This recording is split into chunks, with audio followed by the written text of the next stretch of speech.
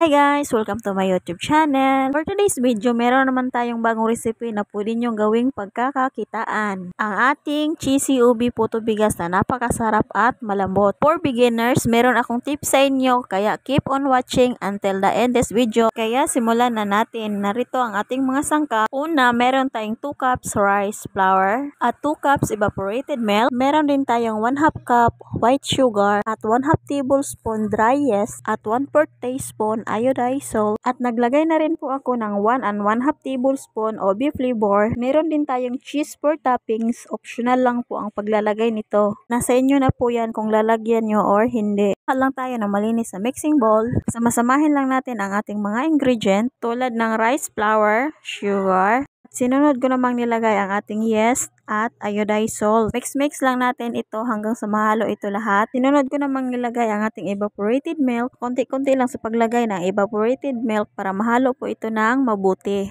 Mix lang po natin ito ng mabuti hanggang sa matunaw ang lahat ng mga ingredient. At tapos, sinunod ko namang nilagay ang ating OB flavor. At kapag ma-achieve nyo na ang gusto nyong kulay, hinto na po kayo sa paghalo nito. At syempre, huwag po natin itong kalimutang salain para maalis po yung bobo or lumps. Yung mga ingredient na hindi natutunaw. Katulad po nito. Set aside lang muna natin ito. Gumagamit po ako ng large molder at 3 ounce na cupcake liner. At kung meron naman kayong dahon ng saging, hindi po kayo gumamit nun. Tips lang po mga mi. Bago nyo po ito isalang, dapat po naka-rest na po ito ng 30 minutes bago nyo po ito isalang or ilagay sa inyong molder. Para maumpok po at malambot po ang kalalabasan ng inyong puto bigas. Ito na po ang ating mixture. Isasalang na po natin ito. Bago nyo po ito isalang, dapat nagpakulo na po kayo ng tubig sa inyong steamer. Isalang po natin ang ating steamer at isalang na po natin ang ating puto bigas mixture. Steam po natin ito ng 30 minutes and medium fire lamang po ang lakas ng inyong apoy. Pan muna natin ito. After 30 minutes, ito na po ang ating ubi puto bigas na napakasarap at malambot. O diba? Pumutok siya guys. At syempre, gusto pong maglagay ng toppings. Optional lang po ang paglalagay ng toppings. Depende na po yan sa inyo. Pan lang muna natin ito ng 2 minutes para mag-melt pa po yung cheese. Saka natin ito hanguin. Ito po yung una kong sinalang. Hindi ko po ito na-rest ng 30 minutes. Yung matigas at maliit po siya, hindi siya umumpok. Ito po yung kaibahan sa na-rest ko ng 30 minutes. Umumpok po siya at malambot. At kung susundin nyo lang po ang aking tips mga mi, sigurado po ako makukuha nyo po ito. At pwede na po kayong magnegosyo nito. Lahat ng sumusuporta at nag-subscribe sa aking YouTube channel. Maraming